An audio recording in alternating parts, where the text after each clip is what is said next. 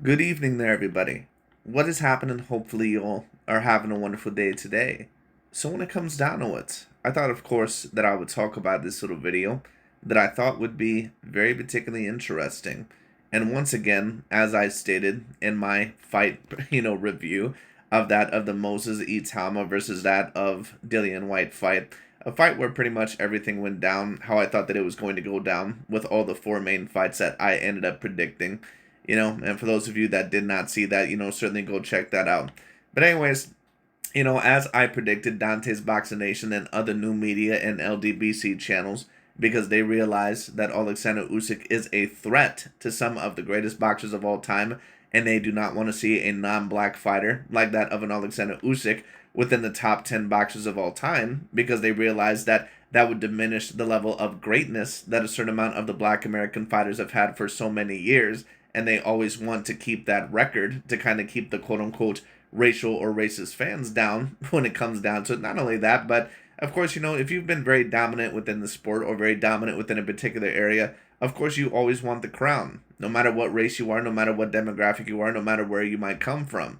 If the Puerto Ricans and Mexicans, for example, of course, they have a rivalry, but let's just state, for example, that the Puerto Ricans, let's just state that, they had the most amount of middleweight title defenses of all time. Of course, all of a sudden, if there were, to be Mexican fighters that may just about break that record or might be able to become in the same greatness category, of course, they would feel some type of way about it.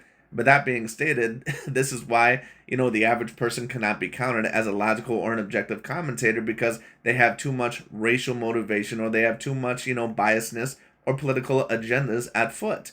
But that being stated, DontaesBoxingNation, of course, we're going to see what he has to say about Oleksandr Usyk and, of course, Moses Itauma beating that of a Dillian White. And it's very interesting because what you're going to hear from a DontaesBoxingNation is that, once again, well, Dillian White was on this 3-fight win streak and all sort of stuff. Remember when he talked about Floyd fighting Canelo? And Floyd was allegedly this grandpa at 36 years old, and Gennady Golovkin was out of his prime at 36 years old, even though you could debate that both of those fighters were at a peak point in their career. Take a look at how he talks about the 37-year-old Dillian White, who was never the same after he got knocked out against Tyson Fury. But anyways, once again, Moses Itauma is going to be a tool used by that of the LDBC and new media for a very long time now because they realize how much of a threat Oleksandr Usyk is in terms of the all-time great level conversations. But anyways, we're going to get into it. Let's see what the man has to say.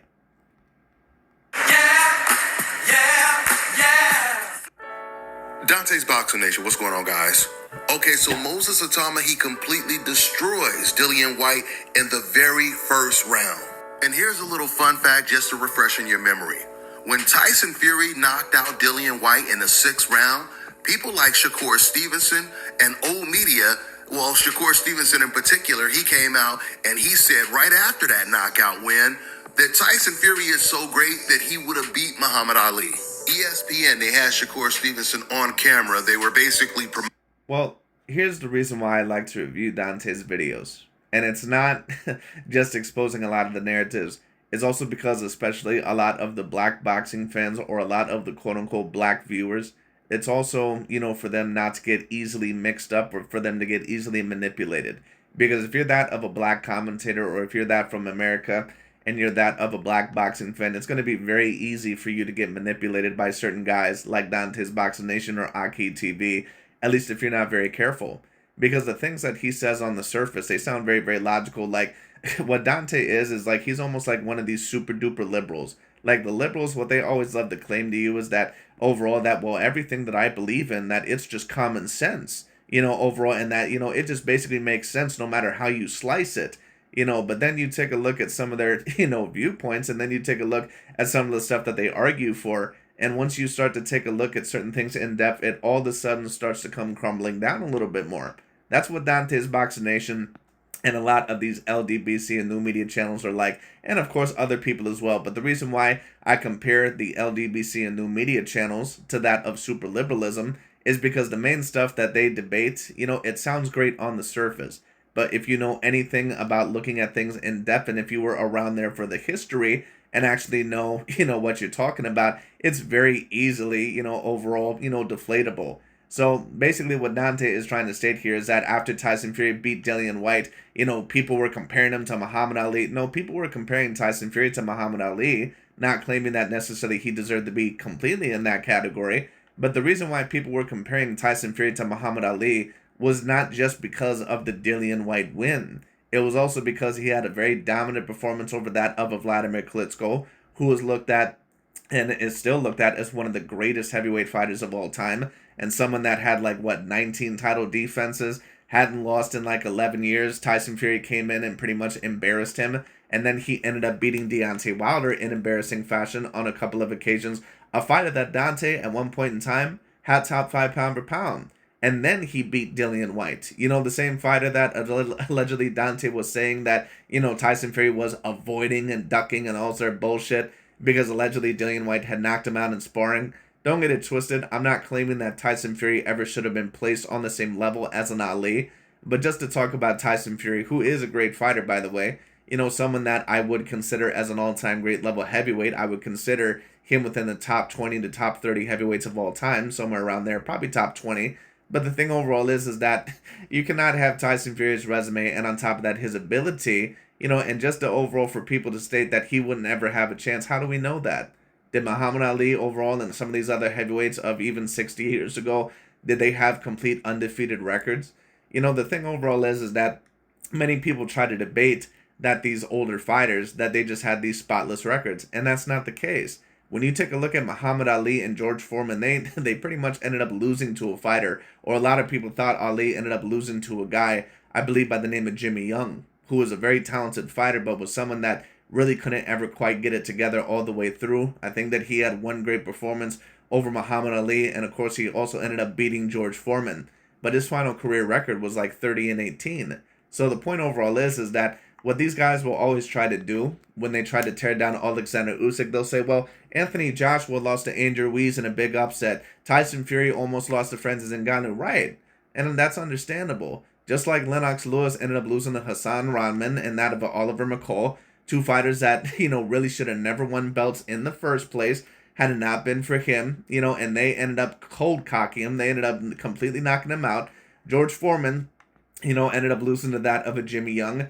And even when he was a bit older, still would lose to certain guys that knew how to really box. Although he was older and still a great fighter, he still would lose to guys like a Tommy Morrison and other guys like that. It just is what it is. Mike Tyson ended up losing to Buster Douglas, who was a 42-1 underdog. So my point overall is this narrative of how the heavyweights were just so spotless in terms of a lot of their records, all that shit has got to go. And Muhammad Ali is someone also as well who is a great fighter, but you'll find many people that believe that he should have lost all 3 Ken Norton fights. You'll find people that believe that he should have lost the Jimmy Young fight, I believe. And of course he also lost to Leon Spinks when Spinks was 7-0.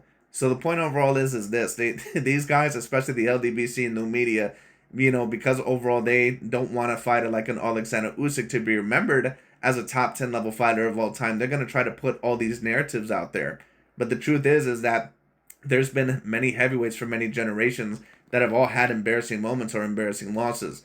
Like I stated, George Foreman, lost to Jimmy Young. Muhammad Ali had a multitude of fights in his career that were somewhat embarrassing. Mike Tyson lost to a 42-1 underdog. Lennox Lewis lost to 2 fighters that really should have never been champions in the first place. So my point being is this, even some of the greatest fighters of all time, they end up having embarrassing moments, especially in the heavyweight division. But anyway. Shakur's next fight, so they were in his house. And Shakur, he was watching that Tyson Fury fight, so he's reacting on camera, and he's like, oh my God, this guy is so great. He's this and he's that, right? And that's when he says, I don't care what nobody's... And once again, you have these commenters that say all this stuff about, well, none of these fighters of today would beat these fighters from the 60s. All that is horse shit. When you take a look at AJ Anthony Joshua, Oleksandr Usyk, Tyson Fury, some of these other guys, they'd be able to compete in other eras. And I'm not claiming overall once again that maybe they just win every fight. But just to claim overall once again, if Hassan Rahman and Oliver McCall can beat Lennox Lewis, do you really think that Oliver McCall and Hassan Rahman, that they're better than AJ Anthony Joshua and Tyson Fury? Is that what you're telling me? Do we think that Jimmy Young as an all-around, fighter is greater than those 2 fighters that I just mentioned? Is Buster Douglas someone that is greater than those fighters. Right, well then what that means then is that they could have also competed more than likely in that era. Is that me claiming overall that every era is just as talented as the other? No. But this era was a era that was very particularly talented. So once again, all of a sudden when Usyk gets ranked in the high ranks, all of a sudden he fights in the weakest era of boxing and all sort of bullshit. All that is, once again, is to try to not put him in the top 10 or top 20 fighters of all time. But anyway. Say, I'm going to get some hate for this, but this man, he would have beat Muhammad Ali. And he says this all while he's wearing a Muhammad Ali shirt. True story. And once again, people can get mad at that all they want to. But Tyson Fury, at his absolute best, is an exceptionally skilled level heavyweight. He's also someone that is 6'9", 260, 280 pounds, someone with an 85-inch arm reach. Muhammad Ali is someone that probably would have been more of a cruiserweight, overall today. So to overall claim all this stuff about how you can't say that, that's just ridiculous. Is it really ridiculous? Or are you just basically fanboying out overall off of some narratives? Don't get it twisted. Am I claiming that Fury is a greater fighter than Ali? No, I'm not. But what I am claiming overall, just to state that, that Fury would have no chance whatsoever. How do we know that? I've seen Ali lose to guys like Joe Frazier and, have a very tough fight against Jimmy Young and have very tough fights against Ken Norton, lose to Leon Spinks. How do we know that Muhammad Ali would have not potentially lost to that of a Tyson Fury? Because it's not like Tyson Fury is just chopped liver or something like that. Now, that being stated, it is hard to compare overall eras because eras, are just different. And Tyson Fury was a part of the super heavyweight era. Ali was more a part of a different heavyweight era where they were starting to get a little bit bigger by that time. But, they definitely were not the same size as what they would be today. But anyway. Matter of fact, ESPN, they like what Shakur said so much that they turned that clip into a separate video on their channel. Now, some people would have thought after all of that, Shakur Stevenson, he would have ended up becoming top rank and ESPN's favorite fighter or one of their favorite fighters, right? But of course that didn't happen. In fact, it was quite the contrary. So I don't know if Shakur Stevenson said anything about Itauma's performance knocking out Dillian White in the first round, but I'm sure he didn't. Once again, I'm not claiming that Tyson Fury should have been placed on the same level as a Muhammad Ali. I understand. But what I'll personally state is this. What Dante is basically trying to correlate to you guys is that after one great performance that he was basically compared to Muhammad Ali after one great performance. That's not what happened. Tyson Fury was someone that was looked at as the best heavyweight of his era and was looked at as embarrassing and dominating two fighters that were somewhat pound for pound level in Deontay Wilder and Vladimir Klitschko, and then on top of that beat that of a Dillian White. So what Dante is basically trying to correlate to you right now, overall, once again, after Moses Itauma got only one big win in his career over Dillian White, and that was a Dillian White that very clearly was not the same fighter, it just really doesn't make any sense as long as you know what you're talking about. But anyway. Compare Itauma to Muhammad Ali. Dillian White, he came into this fight against Moses with 3 losses on his record. Losses against all top-notch heavyweights. In fact, when Dillian White, when he lost to AJ was undefeated. Tyson Fury was undefeated. And then he lost to Povetkin. And he avenged that loss. Now, what is Dante basically trying to allege here? What he's stating is that Dillian White was still at a very great point in his career, which he wasn't. Dillian White was someone that was a top 10 level heavyweight, but he was nowhere near the same fighter as he once was. And anyone who had watched Dillian White in his most previous fights would know that. Ever since he got knocked out against Tyson Fury, he was never the same fighter ever again after that. He had slowed down. He very clearly looked more lethargic. He was just never the same fighter. And once again, isn't this the same person in Dante that claims that Canelo fought Floyd when he was a grandpa at 36? And that Golovkin was aged out. He uses that narrative whenever it suits him. But Dillian White at 37 years old hasn't looked the same in 3 fights. Dillian White allegedly is the same form as what he was. Like, come on. After Dillian White lost to Tyson Fury, he racked up 3 wins in a row. He was 3. Right against 3 bums. And he got a majority decision over a dude named Jermaine Franklin. So just stop. With 2 knockouts right before he fought against Moses Itauma. What Moses just did to Dillian White, it was a massive statement. I mean, don't get me wrong. We all expected him to win this fight. He was the favorite to win the fight. But the fashion he did it in, it confirmed that he is the real deal in the heavyweight division. And I agree. Moses Itauma, in my personal view, was someone that will potentially be the next best heavyweight of this next up-and-coming generation. But don't get it twisted, like I stated. Moses Itauma, the LDBC and new media guys, they're going to be using this guy. And let's say if Usyk, say for whatever reason, retires within the next year or something, if Moses Itauma ends up becoming a champion, I guarantee you what they're going to be debating is that Moses Itauma already has a better resume than an Usyk because he has bigger wins. That's what they're going to be trying to debate in order to keep Usyk out of the top 10, the top 20 pound-for-pound fighters of all time. Just watch. Possibly the biggest threat to Oleksandr Usyk. Now listen, there are only 2 fighters right now in the heavyweight division that moves like a middleweight, has the foot movement and the body movement of a middleweight. Well, Tyson Fury actually had tremendous upper body movement and tremendous, foot movement for his size. But of course, he's not going to be able to move like a middleweight because, he's just so big. But that's what made Tyson Fury such a huge threat and such a great fighter, because not only overall was he someone that was pretty skilled for his size, but for his sheer size, he did things that we've never really seen a fighter of that size do before. But that being stated, do I believe that Moses Itauma might be, a big threat to Oleksandr Usyk, potentially even a bigger threat because of his all-around size and athleticism and skill set? It's very highly possible. So we'll see. Oleksandr Usyk and Moses Itauma, and they're both. But the reason why Dante is stating that, once again, why he's stating that there's only 2 fighters that can move like a middleweight. Why is he stating that? Because basically what he's trying to get through your guys' head is that Oleksandr Usyk has really fought guys that are big and slow and, guys that really aren't that talented. That's what he's stating. And although AJ and Tyson Fury are definitely slower than maybe someone like a Moses Itauma, at least AJ Anthony Joshua, they bring their own benefits and advantages to the table.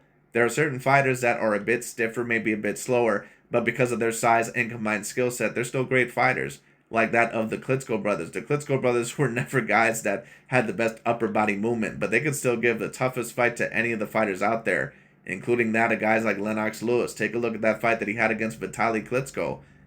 Once again, you don't always have to be someone that looks like a Mike Tyson or a Moses Itauma, overall, or an Usyk in order to be successful in that weight class. You use your advantages that you have.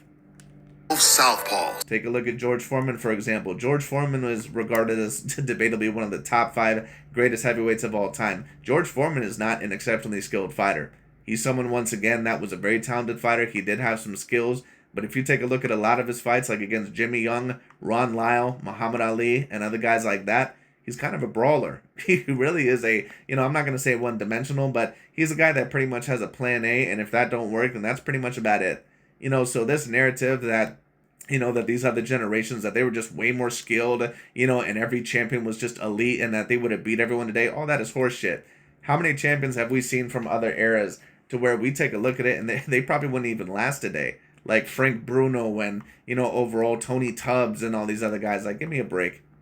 Guys, Oleksandr Usyk, he reminds me of Chuck Liddell. And I'm going to break this down so you know what I'm talking about. I also wanted to review this video because Dante brought up some UFC history. It's also very obvious that Dante has no idea what the fuck he's talking about in terms of UFC either. But I'm glad that he brought up Chuck Liddell, because Chuck Liddell was one of my favorite fighters, of course, growing up when I was watching him, or at least when I had heard about him. Now let's hear what he has to say about Chuck Liddell, because anyone, of course, who knows about the UFC or MMA knows that Chuck Liddell is one of the greatest fighters within the UFC's history, and he's probably the 2nd greatest light heavyweight fighter of all time, right there behind John Jones. But anyway. If you go all the way back to when Chuck Liddell, he was completely dominating the UFC, right? They was already calling him the greatest MMA fighter of all time, right? He was beating every... Well, the reason why that is because there really wasn't as much room in MMA yet as what there was for boxing. Professional boxing, people have pretty much been counting the boxers for the past, 120 years, or somewhere at least around there, maybe even a little bit over. Professional MMA really, started to get popular, or really started to kind of begin on the circuit in that of the 90s. So calling Chuck Liddell at that time the greatest MMA fighter of all time, and actually wasn't super far off. Because, who else would you have really put there? Royce Gracie? Fedor Emelianenko maybe, but for the UFC, yeah, Chuck Liddell was up there, and he was beating a lot of great names. And he had a secret weapon that the other MMA fighters did not have. You know what that was? That was stand-up. he had a great stand-up because at this time... Well, that's not true. To state overall that other fighters did not have a great stand-up. Once again, Dante has no idea what the fuck he's talking about whatsoever. When you talk about Chuck Liddell overall and his stand-up, although it is true that Chuck Liddell, that, he ended up having certain stand-up better than others. Like, his stand-up was better than, who the hell was that one fighter that he fought? Kevin Randleman, I believe, who was a great wrestler. He also had better stand-up than Tito Ortiz. He still fought some great stand-up guys like a Vitor Belfort and even Randy Couture to a certain degree. He still fought some great stand-up guys. It's not like he just never beat any great stand-up guys. In the MMA, they didn't all have boxing trainers. They relied more on jiu-jitsu and wrestling, right? The guys... No, actually, there still was plenty of strikers, Dante. It's just like you don't know really what the fuck you're talking about. But anyway. That used to stand up and fight, they used to damn near fight like girls. They didn't know how to fight standing up. And Chucky was the only one. He had a background in kickboxing. So for Chuck Liddell, this was like taking candy from a baby. If you could... No, it really wasn't. Once again, Vitor Belfort also was someone that was around during that time. Chuck Liddell had defeated him.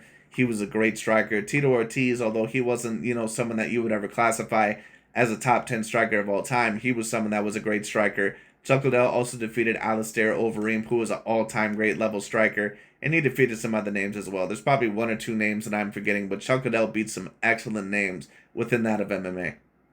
Take down Chuck, you had no chance of beating him, and Chuck, he had a good takedown defense, which forced Chuck's opponents to try to beat Chuck at his own game, which was stand-up. So in a way, Chuck, he wasn't really dealing with a whole lot of adversity. He was dominating the competition. All that is horse shit. When you take a look at Chuck Liddell's resume, once again, he beat several champions. He beat Kevin Randleman. He beat Randy Couture. He ended up beating Vitor Belfort. This one Brazilian fighter, I believe, Mostado, or whatever the fuck his name was. I don't remember his name. He beat many great fighters, and there's a couple of other ones that I'm forgetting that I cannot remember, but he beat, a lot of great fighters. Because these fighters, they were not on his level. They had no boxing ability, no stand-up game, until he ran into Quentin Rampage Jackson. And this was the first time that Chuck Liddell was in the ring with someone who had stand-up just as good as his was. Now, basically, what is DontaesBoxingNation trying to do here? What he's basically trying to state overall is that Chuck Liddell and Oleksandr Usyk in comparison, that they overall really don't have, that much a level of competition. But then when they fight somebody overall, once again, that is good, or fight someone that can handle their type of style, then all of a sudden they'll lose to try to discredit them. I understand what Dante is stating. Not everyone back then was always stand-up strong, but that being stated, not everyone also was ground game strong.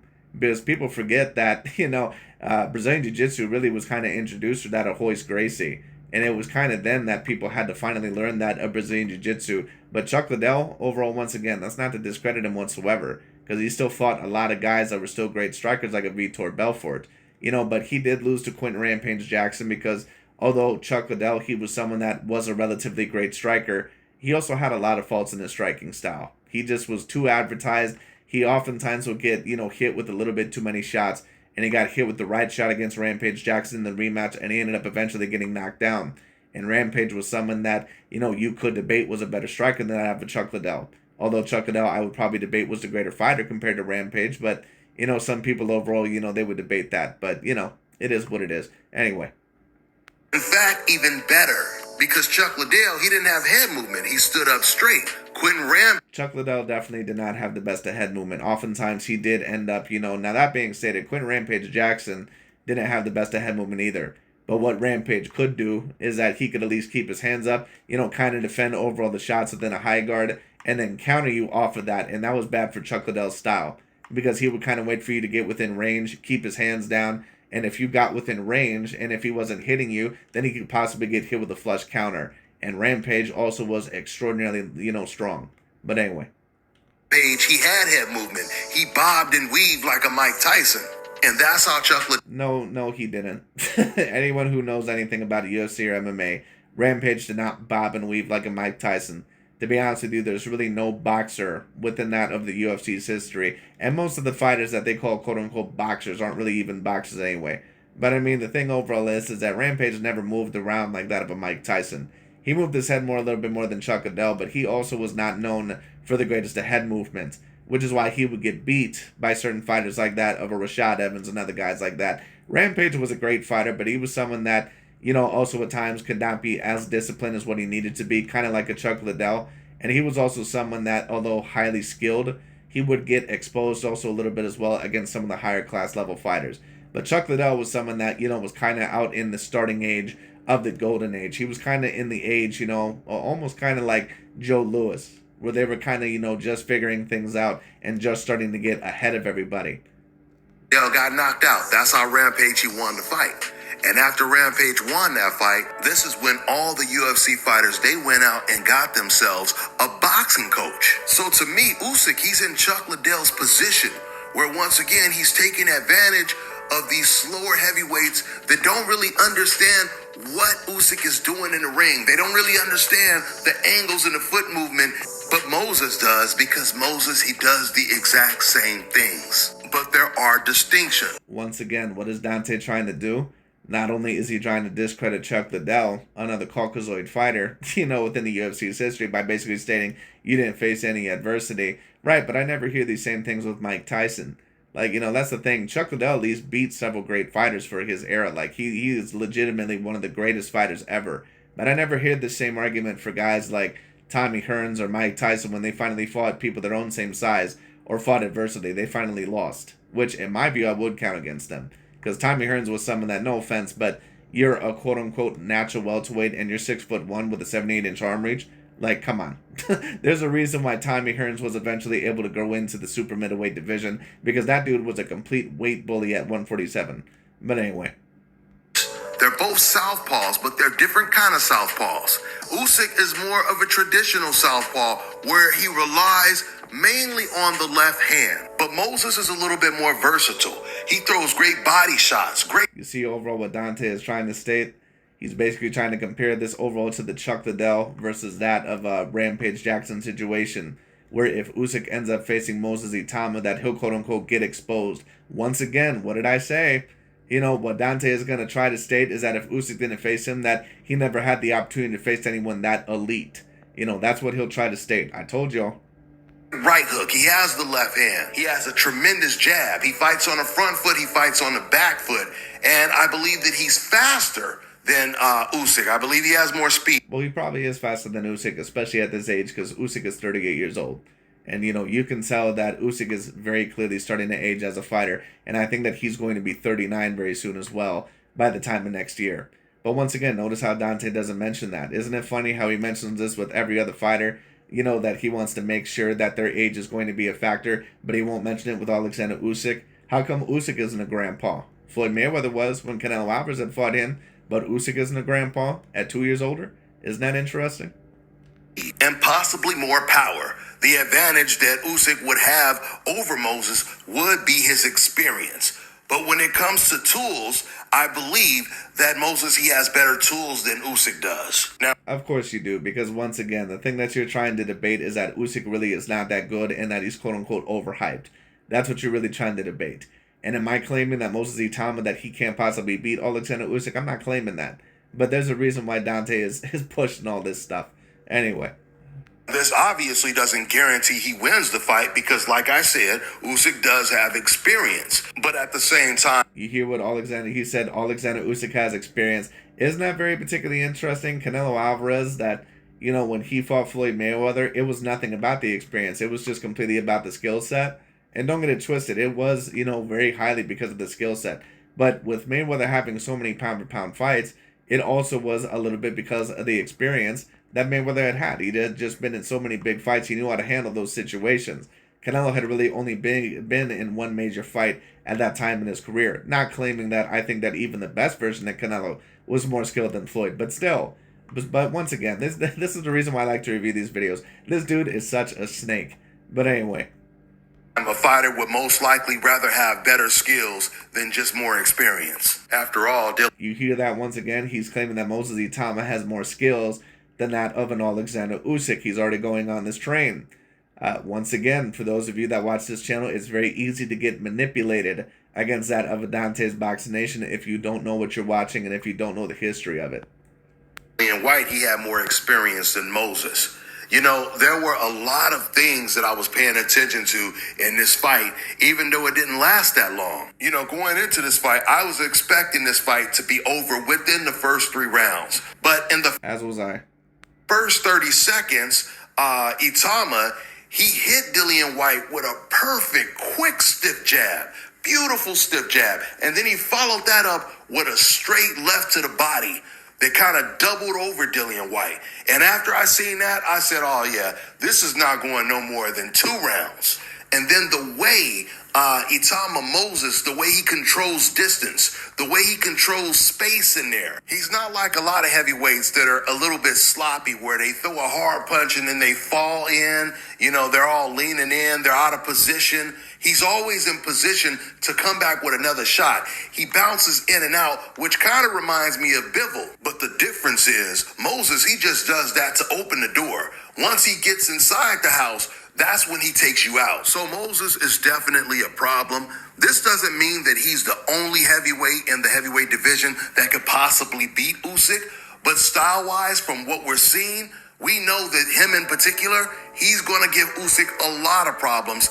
And it's hard for me to believe that Usyk would even take this fight in the first place. You see overall what Dante, once again, what did I say? What Dante is going to try to allege, everything that I claim was 1000% correct. What did I say that Dante was going to claim? That Oleksandr Usyk is starting to duck that of a Moses Itauma. And right now, Oleksandr Usyk wouldn't have to take this fight. Why? He's only beaten 1 fighter, and he's not within the top 5 at the moment. That being stated, would I love to see the fight? I would love to see the fight. But that being claimed overall, Usyk right now has bigger fish to fry. But once again, keep that in mind of what Dante is going to try to keep pushing. He's going to try to say that Oleksandr Usyk, that he hasn't fought shit for this generation, and that overall that he's going to duck Moses Itauma, the one talent that could compete with him. That's what he's going to claim. Of course, this is the fight that Turki Al-Ashiki wants to make. He's made it very clear. Even before he knocked out Dillian White, Turki, he said this is the dream match he wants to make at the heavyweight division. But I really can't see Usyk taking this fight. Now, I could be wrong, but I know for a fact, just because race fans in particular, they know how dangerous Moses is. They're going to be begging Usyk not to take a fight with Moses. They're going to really be urging him to retire right now after what they just seen this past. And what would really be wrong with Usyk retiring right now? Usyk is 38 years old, dude. He's a guy that, overall, once again, is clearly slowed down a little bit to what he formerly was. What's wrong with that? But once again, what Dante and what these guys want, it's not enough. It's overall very similar to the guys that, once again, don't like black fighters. And they wanted Mayweather to just continue fighting until he finally lost. That's why even at 30, 40-some years old, they wanted him to fight guys like Golovkin and, other guys like that. Fight Canelo in the rematch, although you haven't fought professionally for years. All this sort of stuff. So it's very similar to what Dante is doing. Weekend with Moses. But for Usyk to truly, truly be great, these are the type of opponents that he needs to beat. You hear that? You hear what Dante's claiming? For Usyk to be truly great, these are the type of opponents that he has to beat. Because beating Tyson Fury and AJ Anthony Joshua, guys that, overall were great fighters, for that weight class, beat some of the greatest contenders there, and also a Danny Dubois, it's not enough. Beating, the cruiserweight division, it's not enough. You hear overall what Dante is trying to say? Young, undefeated lions coming for the throne. And this is not to suggest that Usyk is not already great, but I'm talking about taking that legacy to a whole nother level.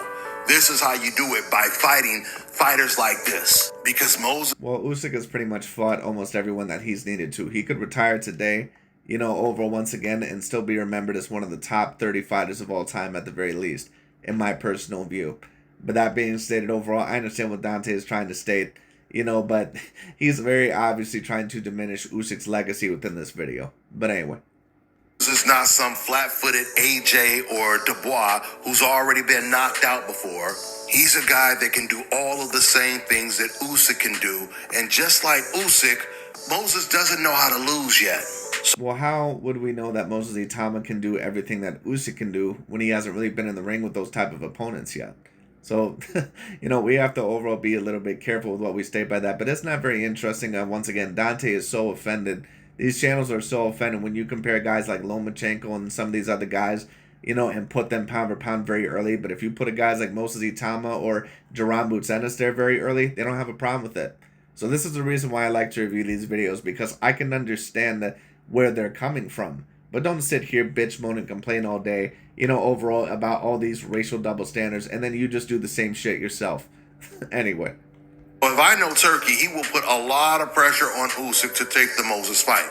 But Moses himself, he even kind of implied that he wasn't ready to fight against Usyk in his very next fight, which makes sense. I mean, I personally would like to see Moses fight against someone like a Joseph Parker or maybe a Martin Bacoli, somebody in the top 5, the top 3, because that would even sell the Usyk fight even more. In fact, now that I think about it, and let's also be real, DontaesBoxingNation, you're a little bit afraid that Moses Itauma, that he's not ready for that fight yet.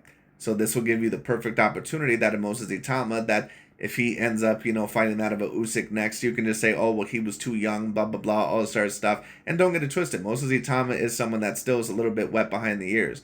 He's not someone that has the greatest of experience. But the point overall is that Dante will have this narrative completely different for fighters that he very clearly is trying to degrade. But then with fighters that, he needs to make excuses for in order for his political agenda, all of a sudden, all that is completely out the window. A little bit more. I think Moses' next fight, it should be either against Joseph Parker or Agit Kabayel. Because I would love to see Agit Kabayel. But Moses Itauma is someone that may even be a little bit too inexperienced for him. I could be wrong about that. But we'll see. I would love to see Agit Kabayel or Agit Kabayel, however you pronounce his name. But anyway. We know that if Usyk continues to fight, he can't fight them both. So whichever opponent Usyk doesn't fight, then that's who Moses should fight. And listen, I don't know if I'm pronouncing this guy's name right, but Agit is a very tough fight for Usyk and Moses. So yes, he is. Let's see how things play out. With that being said, I'm going to wrap this video up. That's all I got for now, guys. And that's pretty much about it. But once again, everything that I warned you guys about, once again, I was 100% correct on. I was 100% correct. So keep an eye out overall for those narratives. But the next video that I'm going to review is once again by that of a Bruce M. at VANE. But let's get into it because I wanted to make some points about one of my more recent videos that I made. Okay, so in this video now we're going to review a little video by that of Bruce M. at VANE, where now he talks about the comparison with Oleksandr Usyk and Muhammad Ali. And whether you personally believe overall that the comparison is a little bit earlier or not, that's kind of up to you. I don't know if I would exactly place Oleksandr Usyk on the same exact level of an Ali, but it's not like it's just not debatable whatsoever. Usyk is someone that could be within the realm of the top 10, the top 20, the top 30 fighters of all time. He just has to be. There's just too much that he accomplished. But, I reviewed a video by Bruce M. at VANE the other day where I talked about, reviewing a certain amount of the bias, LDBC and new media content creators, who oftentimes, of course, are black content creators. And I had a couple of people overall coming on this channel just assuming that I hate on black fighters or on these black content creators, and I said, no, that's not what I'm about. And I had some people claiming that, well, Bruce M. at VANE is someone that, isn't your regular LDBC guy. Overall, he's this guy that brings a lot of racism to the forefront. Does that make him bitter or a victim, blah, blah, blah, all sort of stuff? No. What, in my personal view, makes you bitter or a victim or someone that very clearly is biased is if you're letting a certain amount of these racialists or, racist people get inside your head. And then you say, okay, well, you're diminishing my fighters in order for propaganda. I'm going to promote my own propaganda against your types of fighters. That, in my view, is what makes you a victim, and that, in my view, is what makes you bitter. And if you're from that mentality, I can never trust your analyzation or a quote-unquote logical, analyzation from you, because you're not logical. You're coming from a bitter and a victimization mentality, and on top of that, you can never state the truth, because it's always going to be from the motivation in order to promote your favorite fighters or your demographic of fighters while tearing down the others. It is what it is. And, once again, I had one person claiming that, you don't know what you're talking about. Usyk is his favorite fighter, and I stated this. Watch, overall how they react. Once Usyk is starting to be compared to some of the greatest fighters of all time, then you hear his true opinions. It's basically like someone overall, that you may know, or businessmen. A businessman is not afraid overall of a person that, might own a little coffee shop if he's a billionaire. He only feels threatened by you overall if you're another billionaire and if you start to turn yourself into $1 billion corporation. They only will start to show their true colors, whether they accept you or like you or not, once you turn into a threat. That really overall, once again, is, when you finally get to see their true colors. Do they still accept you the same? Oftentimes they don't.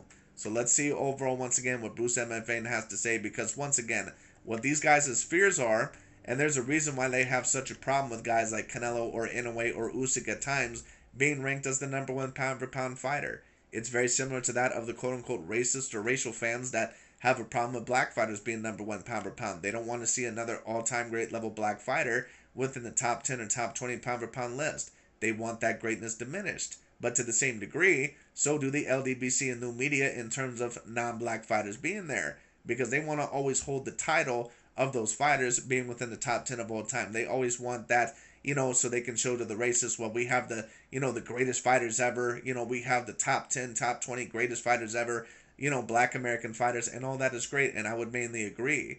But that's why I claim that these guys come from a bitter mindset, or worrying too much about what these other people say, because that's the reason why they cannot accept sometimes when a fighter like a Usyk or a Canelo or an Inoue are number one pound for pound at times. Even for a slight degree, because they realize that if a fighter like that is remembered as the best of their generation, that they're going to be starting to be debated in the top 10 or top 20 pound for pound of all time. And they can't have that.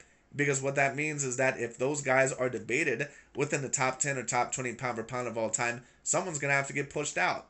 So what that means is that their list that initially looks like top 10 or top 20 black American fighters, at least mainly, it's going to start to get diminished and watered down by other demographics and other races of fighters. And I get it.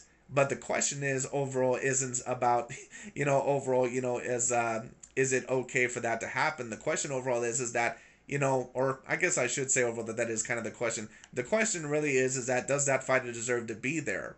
Of course, there are certain fighters like Oleksandr Usyk to where they are mainly pushed because of that of the Caucasoid, overall kind of media narrative, and they want him to be in the top 10 of all time. And a lot of the times those fighters can be pushed a little bit too early. All that is understandable. But when we start to go along these narratives like Canelo and Usyk, and we take a look at their careers, and you're saying certain shit like Usyk fought in the weakest heavyweight era, that he never fought anybody, or Canelo never fought anyone in their prime, that he just did nothing but cherry pick, and then that's when I have to step in and say, no, you're kind of just going off of your racial bullshit. It is what it is. Very similar overall to when people state that Mayweather was this ducker and all this other stuff. But anyways, enough of that. Let's get into it. Let's see what Bruce VANE has to say. At no other time do we have to discuss when we think a fighter is better than Ali, other than when he is Caucasian. If I am lying, I'm flying. And I do agree with Bruce VANE on that. I do agree with that. Why is that? Because once again, the other demographics, when you're the most dominant demographic of that particular sport, the other demographics are going to go at your throat. They want the crown. So that's basically the thing, they want to diminish it. So they're going to be more eager, whether deserving or not, to put their favorite fighters within the top 10. But once again, at the same time, Bruce VANE, he's trying to defend the crown, for top 10 or top 20 black fighters of all time. So he also, because he lets these guys get in his head way too much, and he comes from a emotional standpoint and a propaganda standpoint, just like those quote-unquote racist or racialized people that love to do the same thing to black fighters, he's doing the same thing to non-black fighters, So while one is trying to keep the crown without an LDBC and new media, from an emotional and a biased standpoint, one is trying to diminish the crown and overthrow the crown. But anyway. If you can't admit, you're denying. Facts. Isn't it true? You don't. That's why when you take a look at football right now, we can take a look at Patrick Mahomes, and you can tell a lot of the black commentators that they're trying to put him, as automatically the greatest of all time, even after like just 3 or 4 Super Bowls. Although Tom Brady is someone that has 7 Super Bowls, 10 Super Bowl appearances, more MVPs than Mahomes, more Super Bowl MVPs, someone overall that also is just as statistically dominant, at least around. Now, Patrick Mahomes, I would claim, is more talented, but Tom Brady is able to do something that most quarterbacks, even great quarterbacks, are not able to do, and that was win 7 Super Bowls and come up in almost every big moment. or at least come up and say, 75 to 85% of his big moments. So Tom Brady, there's no way that, in my view, that right now you could debate that Patrick Mahomes is over him. But you can tell that many black commenters or many black commentators like Ryan Clark and Stephen A. Smith and Shannon Sharp, that because there's never been a black quarterback of this dominance and greatness level before, and it's mainly been dominated by that of Caucasoids, that they're getting very excited and that they want to already take the throne. But for someone that is logical, we don't take a look at that and say, well, oh, they're only pushing him. He's only looked at as that great because he's a black quarterback. No, for those of us that are logical, we understand that the racialism and the racist element, that it's going to be a part of the package because they're coming after the throne. But the thing overall is that when we take a look at Patrick Mahomes, if we're a logical commentator, we don't make up all these bullshit excuses about how Mahomes was a quote unquote a part of the weakest era and it was fixed from the refs and all that bullshit. You have to accept greatness. You have to take a look at things from a logical standpoint. And if you're also going to just always take a look at things from the standpoint of, well, this guy is just as great as what he is because, overall he's from the racialized, of this and this, or he's a Caucasoid or he's a black or, something like that, then that's when I have to kind of hold you and say, no, you're kind of, spouting off some bullshit. It is what it is. Patrick Mahomes, we can take a look at him and just say that he's only ranked as high as what he is because he's a black quarterback. But at the end of the day, logically speaking, he's a 3-time Super Bowl champion. He's been to 5 Super Bowls. He's won 3 of them. He's a 2-time MVP, a 3-time Super Bowl MVP, and someone that's probably had the greatest beginning run in NFL history for a quarterback. And on top of that, he's someone that is excessively talented. So my point being is this: two things can be true, but you can't just go to one extreme or the other. At least if you want to be counted on as a logical commentator, which is why, once again, I state that Bruce VANE is not. Is he a regular LDBC or new media guy? Not quite, but he's still someone that follows a lot of their same narratives. A lot of them. Anyway. You don't find that suspicious? You don't find that suspicious? Let me stop. It's facts, though. It's facts. There it is, right there. We never had this conversation about anybody else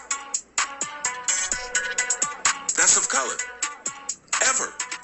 It's always when this factor goes on. Because it's not about the stats and the facts. Well, what I'll personally state is this. There are many of these channels or many people that would actually argue, is Floyd Mayweather over Muhammad Ali? I've heard that argument many times. Now, that being stated, when you talk about the mainstream media, then yeah, they're not usually putting Mayweather on that same level. But it's not like that hasn't been debated. But I understand overall what Bruce VANE is stating. He's just taking a look at it from the standpoint of the mainstream media, I believe. It's about, I'm white, I'm supposed to be better than you, period, at all times, at all things.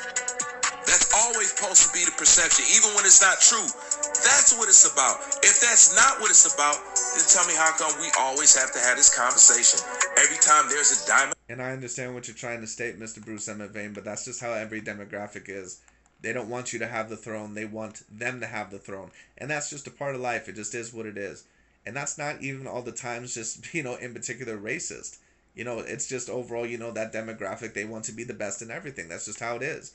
If you have Puerto Ricans and Mexicans, the Puerto Ricans and Mexicans will want to reign supreme over that of the other, at least in that particular category. Doesn't mean that they're racist necessarily. Now, is there maybe a little bit of a racial or racist element of I'm superior, to you in this, so, my race is superior? There's probably a little bit of that element, sure. But that's why boxing makes such big fights, especially with that racialized fights. Because overall there is a little bit of that element there. There's a little bit of, the battle of the races or the battle of the demographics. But that's why I state, for people like me and for people overall that, are looking at this from a logical or an objective standpoint, we can take a look at it from that perspective. But the average person doesn't take a look at things from a logical nor an objective nor a non-biased perspective. Anyway. Or talented white fighter. There's a one white fighter we haven't had the Ali conversation about. It's so obvious. We always have to have this conversation.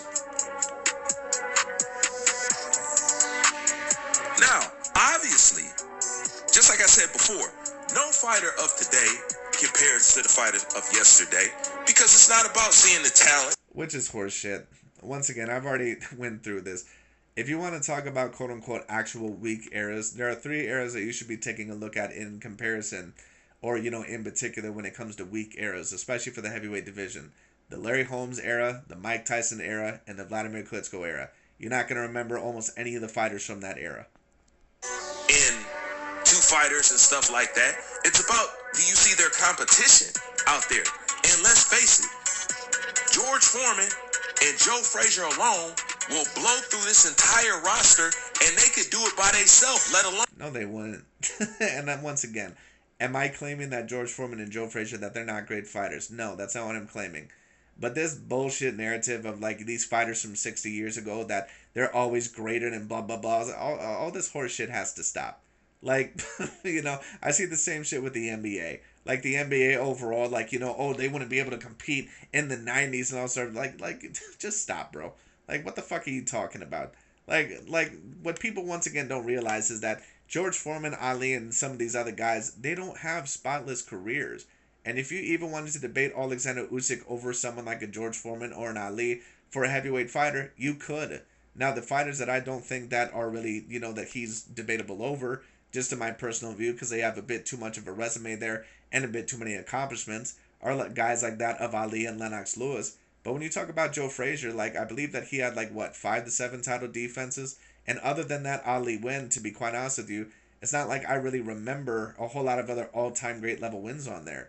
So this narrative that, that these guys just have all these all-time great level wins, that's not always the case. And when we take a look at George Foreman, his resume, although it is good, it's vastly overrated. When you take a look at his resume for the heavyweight division, the 5 best wins in his career are over Ron Lyle, Joe Frazier, Michael Moore, and maybe a couple of others, Axel Schultz. George Foreman only had 3 title defenses, in his entirety of his career at the heavyweight division. He had 1 title defense, I believe, of the title over that of a Michael Moore in a fight that I believe he should have lost to that of an Axel Schultz. He ended up defending it, once, I believe, over Joe Frazier, or, twice, and then he lost it to Muhammad Ali. So I mean, and then eventually he lost to a fighter in Jimmy Young, where his career would end up as 30-18, although he was good at the time. But I mean, overall, the point overall is that, these fighters, even from the yesteryear, they didn't always have spotless records either. Mike Tyson was someone that, if you talk about his era, he didn't overall really beat anyone of note, unless you're talking about Michael Spinks. But other than that, he didn't beat anybody. Who are we going to talk about on Mike Tyson's resume? Tony Tubbs? Tony Scrubs? Are we talking about any of these other fighters? No offense. But anytime he actually fought an all-time great level fighter, he lost. It just is what it is. When you talk about Usyk, he did fight 2 fighters that you could count as all-time great level heavyweights, AJ Anthony Joshua and Tyson Fury, and I understand that a lot of people that's going to go over their heads are going to say, what are you talking about? How can you claim that? Yes, you could count them as all-time great level heavyweights. Tyson Fury has multiple title defenses and wins over 3 legit A-grade level dominant fighters of his era. Dillian White, not to mention Deontay Wilder and Klitschko, which were looked at as colossal level fights, and he was able to embarrass them. AJ Anthony Joshua has several title defenses over guys like Dillian White and Alexander Povetkin and Andrew Ruiz and Charles Martin and Joseph Parker and certain guys like that. He's going to be remembered as one of the greater heavyweights of all time. If you consider guys like Vitaly Klitschko and certain guys like that as some of the greater heavyweights of all time and stuff like that, then yeah, you have to consider those guys as some of the greater heavyweights of all time. That's just how it is. 2 of them. Facts, bro. You don't compare somebody who comes from the softest and the weakest era in heavyweight history. You hear that? You hear what Bruce VANE had to state? So once again, for those people overall that were claiming that you're wrong about him, Oleksandr Usyk is his favorite fighter, once again, you really see someone's true colors once they believe that you have power and that you're a threat. They don't show you their true colors when they believe that you're not a threat. But as soon as you start being compared in the threat level, watch how quick they turn. So once again, please tell me how Oleksandr Usyk is Bruce VANE's favorite fighter. Because as soon as Oleksandr Usyk was compared to all-time great level, we seen what he truly thought about him. Not even, it's not even like he just stated that, Oleksandr Usyk overall that, he's great, but he doesn't quite deserve to be placed on that level, at least as of yet. He stated that Oleksandr Usyk is in the weakest era, of heavyweights. Basically, the regular LDBC and new media narrative. So once again, I know what I'm watching. I have these people that come on my channel say you're wrong about him. He criticizes certain, black fighters, and, he says that Usyk is his favorite fighter. I know what I'm watching, and I can read in between the bullshit. You can't fool me.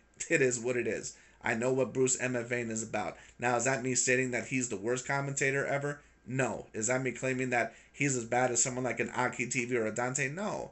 But there are certain fighters also out there, or certain fans that you can tell, or analyzers that do have a problem with black fighters, but they still would claim that Ali and Mike Tyson are some of the greatest fighters of all time. But then when Floyd Mayweather, Shakur, Devin Haney come up, all of a sudden they do nothing but discredit them. So does that mean that those guys don't have a racial issue just because they deviate a little bit from the spectrum? Of course not. It is what it is. To somebody who was in it at its golden era. That's really where the conversation drops dead. You feel me? There's too much conversation and back and forth. Listen, sometimes people entertain shit that they shouldn't entertain. And if is Usyk better than Ali, it's not a conversation that you should entertain, because Well, in my view, when you talk about better, yeah, you could debate, who is the better fighter.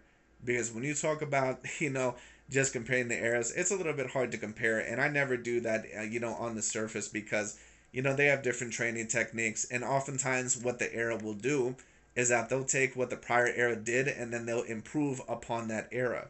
So it's just hard to tell who would have won a fight or who would have been the all-around better fighter, because they were separated by about 60 years. So there's no guarantee. But, in terms of, boxing style and dominance, if you wanted to debate, yeah. Oleksandr Usyk probably would, be someone that, at least if you want to compare on the surface and want to make this bullshit narrative of, oh, well, Ali is from 60 years ago and he still could whoop Oleksandr Usyk's ass. No, he wouldn't. It just is what it is. Because the eras end up improving a little bit on from that of the prior era. But that being stated, do I believe that Usyk is on the same level as an Ali? Probably not quite, but he's not super far off. So to just compare overall, like Usyk is a part of the weakest era. No, the weakest era was Mike Tyson. Was Larry Holmes and Vladimir Klitschko. Those are the weakest eras. truthfully, the conversation alone is disrespectful because the heavyweight era was starting to be looked at as, somewhat revived and refurbished, once Vladimir Klitschko was taken off his throne. Because then you had guys like Wilder, Anthony Joshua, Tyson Fury, Dillian Whyte, Joseph Parker, not claiming overall that all those guys had the exact same skill set of guys like a Lennox Lewis or a Holyfield or certain guys like that, but they would have been able overall to compete.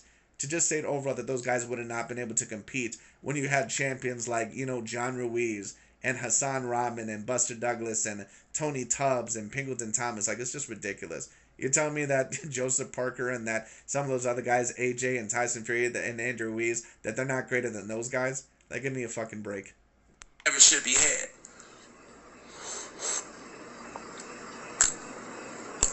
I don't know why people do it. It's kind of like when the American black culture, when black people had to defend if they created hip-hop from Latinos.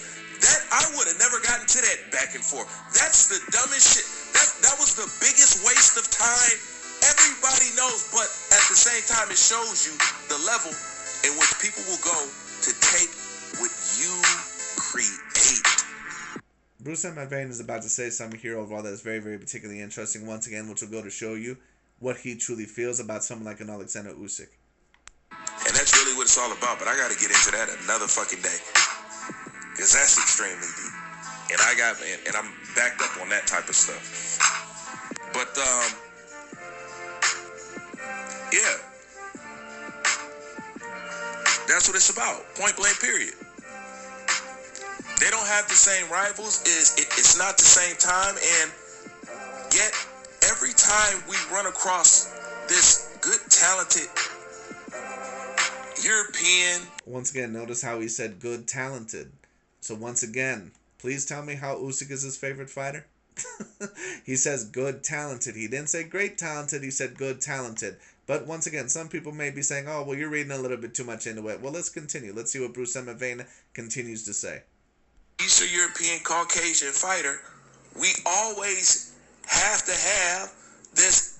Are they better on the level of a Muhammad Ali? Now, this is one thing. Now, keep in mind that Bruce and VANE is the same person that not too long ago stated that it's weird because a lot of the Caucasoid fan base that they're not getting behind Usyk the same way that they got behind Lomachenko. And he said Usyk is the guy that Lomachenko was supposed to be. Right, well, Lomachenko allegedly, overall was compared to Muhammad Ali. Or at least overall was supposed to be on the level of Ali. And you just stated that Usyk was the guy that Lomachenko was supposed to be.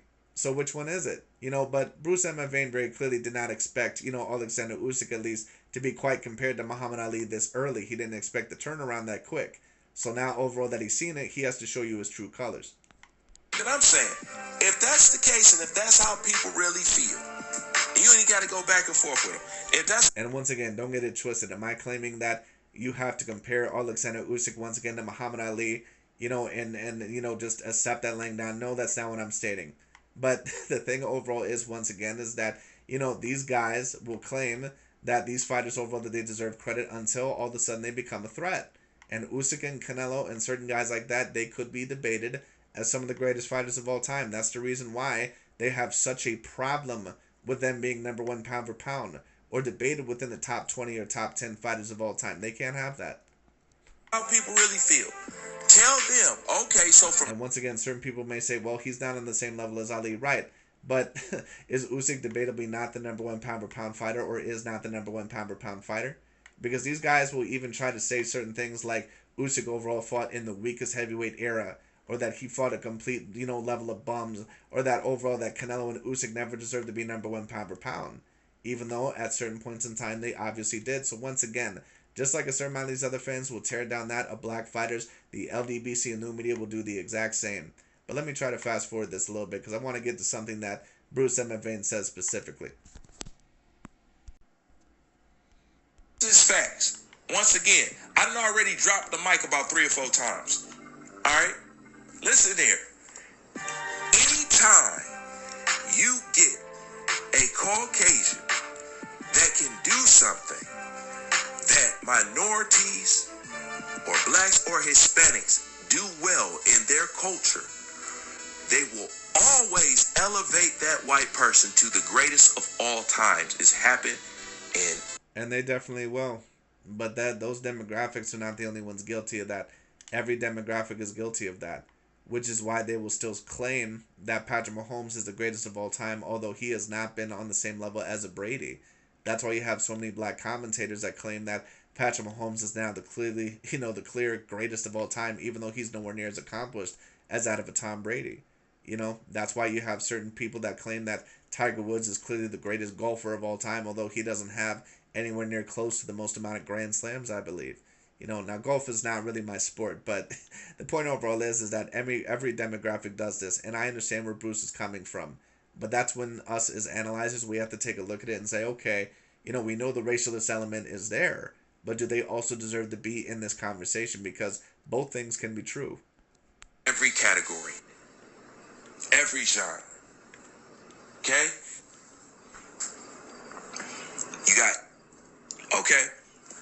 You got Eminem. Okay, he's a pretty good rapper. No, he's the greatest of all times.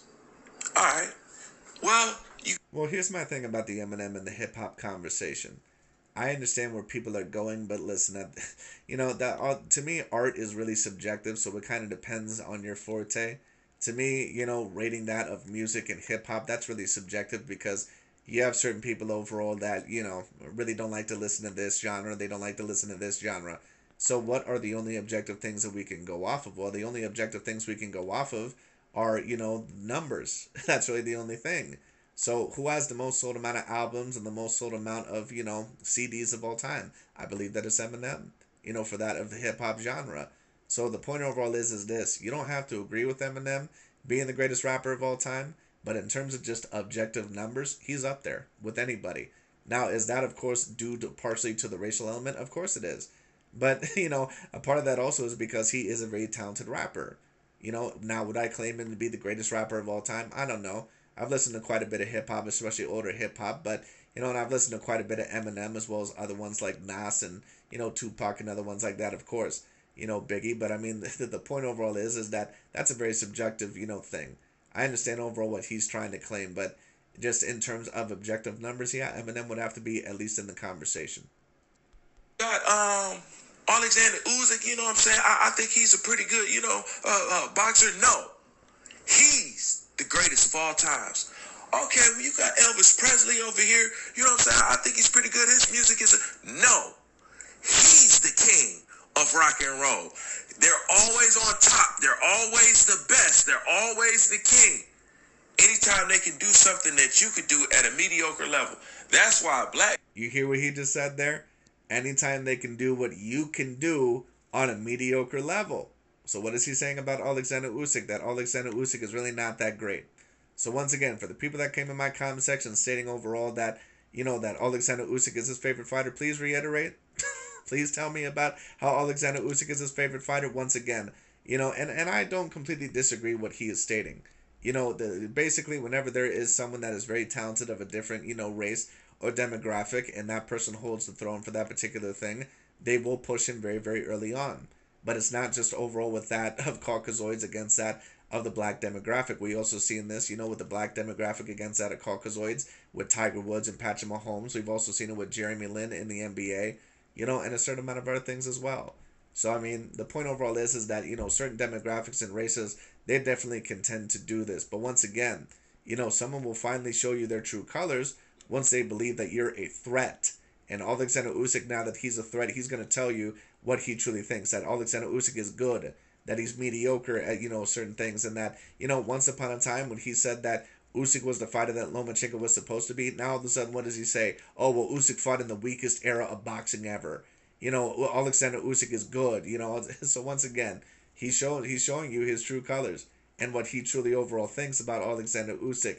So once again, I was right on the money about Bruce M.F. VANE. So it is what it is. And he's a guy that I don't think is a bad commentator. And he does bring up a certain amount of things to light, especially about racial conversations, or at least overall about the double standards that I think are very relevant. But that being stated, does he do a lot of the same shit? Yes, he does. Is he also very similar to the LDBC and new media channels? Yes, he is. Is what it is. But anyways, that being stated, that's pretty much about it for today. Thank you all so much for watching, and I'll talk to you all later, and we'll see where this goes.